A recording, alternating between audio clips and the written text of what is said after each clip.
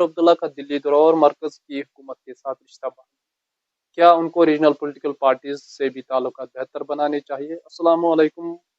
आज हम बात करेंगे जम्मू कश्मीर की मौजूदा सियासी सूरत हाल। उमर अब्दुल्ला मरकजी सरकार के साथ अपने रिश्तों को हमवार करने की कोशिश कर रहे हैं। अब सवाल ये भी है, क्या उनको रीजनल पॉलिटिकल पार्टीज के साथ भी अपने ताल्लुकात जो है मजीद बेहतर बनाने चाहिए? क्योंकि यहाँ पे एक चीज समझनी जरूरी है, जिस तरह से 2024 के इलेक्शन हुए और जिस तरह से रीजनल पॉलिटिकल पार्टीज के मैनिफेस्टो आए, तकरीबन मकसद एक ही था, जिस पर उस टाइम के पार्टियों ने एक दूसरे पे इल्जाम लगाया था कि आपने जो है कॉपी पेस्ट किया है। जहां पहले इलेक्शंस में लोकल इश्यूज पे फोकस रहता था, इस बार कश्मीर की रीजनल पार्टीज ने कश्मीरी इशू को भी अपने एजेंडे में शामिल किया। हर पार्टी का मकसद यही है कि जम्मू कश्मीर को प्री 5 अगस्त 2019 की पोजीशन पे वापस लाया जाए। क्या उमर अब्दुल्ला की सरकार अकेले ऐसा कर पाएगी? अगर हम तवारीख पर एक नजर डालें, जिसमें मिसाल के तौर पर अगर हम बात करें सेपरेटिस्ट तहरीक की, जो आपको याद ही होगा, तकरीबन 24 तंजीमें थी जिनका ऑब्जेक्टिव मिलता जुलता था, लेकिन हर एक अपनी स्टेटस हाई रखना चाहता था, हर एक लीडर बनना चाहता था और अपने हिसाब से कश्मीर का मसला हल करना चाहता था। और आज तवारीख आपके सामने है। जम्मू कश्मीर का सियासी मंजर हमेशा से ही पेचीदा रहा है। जम्मू कश्मीर नेशनल कॉन्फ्रेंस ने 2024 के इलेक्शनों में एक जबरदस्त जीत हासिल की, जो 10 साल बाद हुए। 5 अगस्त 2019 के बदलते सियासी मंजर में उमर अब्दुल्ला के लिए जो नया चीफ मिनिस्टर है, काफी चैलेंजिंग, और उमर अब्दुल्ला को पता है कि आगे का रास्ता उतना आसान नहीं है। उसके सर पे जो है कांटों का ताज, क्योंकि वो एक अनस्टेबल इलाके के चीफ मिनिस्टर हैं, जो अपनी सेमी ऑटोनॉमी, अपना स्टेटस और अपना कॉन्स्टिट्यूशन, अपना अलग फ्लैग खो चुका है। यही वजह है शायद वो बीजेपी लेड गवर्नमेंट के लिए कुछ नरमी दिखाते हैं और अभी तक कॉन्फ्रेंटेशन से भी बचे। हालांकि अपने पहली कैबिनेट में उन्होंने एक रेजोल्यूशन स्टेटहुड का पास भी किया है, जो एलजी मनोज ने अप्रूव भी कर दिया है।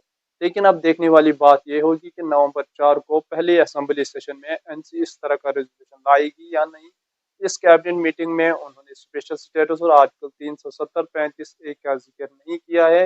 ये पहला इशारा था कि उमर अब्दुल्ला के रवैया बीजेपी की सपोर्ट में है। उमर अब्दुल्ला पर यह भी प्रेशर है कि वो स्टेटहुड के अलावा 370 और 35 की वापस लाने की डिमांड भी करे, लेकिन वो अपनी बात पे यकीनी तौर पर रियलिस्टिक अप्रोच रखते हैं, जिसका उन्होंने पहले ही इंटरव्यू में जिक्र किया है।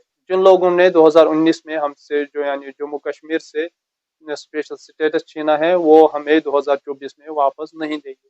फारूक अब्दुल्ला यानी जम्मू कश्मीर के फॉर्मर चीफ मिनिस्टर और जेकेएनसी के प्रेसिडेंट ने भी कुछ स्टेटमेंट्स में आर्टिकल 370 की वापसी लेने की जरूरत को डाउन प्ले किया है। उनका कहना था कि लोगों के रोजमर्रा के मसले पहले हल होने चाहिए। उमर अब्दुल्ला की पॉलिटिकल अपोनेंट्स उनको याद दिलाते रहते, उनका मंडेट जो है आर्टिकल 370 और 35 से वापस लेने का है। सज्जाद लोन जो नॉर्थ कश्मीर के हंदवारा से एमएलए है और उमर अब्दुल्ला के सख्त हरीफ है, उनका कहना है कि एनसी अब वो चेंजेस जो पिछले 5 सालों में हुए हैं, उनको नॉर्मलाइज करने की कोशिश कर रहा है। वही वहीदुर रहमान परा जो पीडीपी यूथ लीडर हैं और पुलवामा से एमएलए हैं, उनका कहना है कि नई गवर्नमेंट लोगों के मैंडेट का एहतराम करना चाहिए और आर्टिकल 370 वापस लेने के लिए डिमांड करनी चाहिए। एनसी के मैनिफेस्टो में आइडेंटिटी, डिग्निटी और डेवलपमेंट की बात भी की गई है। एनसी ने जॉब पैकेज और जम्मू कश्मीर में नॉर्मसी वापस लाने की बात भी की है। उसके अलावा उन्होंने जो है मुज़ाकरात जो पाकिस्तान और हिंदुस्तान के दरमियान भी होने चाहिए, उसकी जिक्र भी की है उन्होंने। आगत शहीद रोजा, जिसका इम्पैक्ट तो बहुत पड़ा जम्मू कश्मीर के असेंबली इलेक्शन में, खासतौर पर नेशनल कॉन्फ्रेंस के लिए, जो सेंट्रल कश्मीर के श्रीनगर के एमपी भी है, उनका कहना है कि एनसी लोगों की जज्बात और एस्पिरेशन की रिप्रेजेंटेशन करता है। इलेक्शन नताइज बीजेपी के खिलाफ एक जबरदस्त पैगाम है।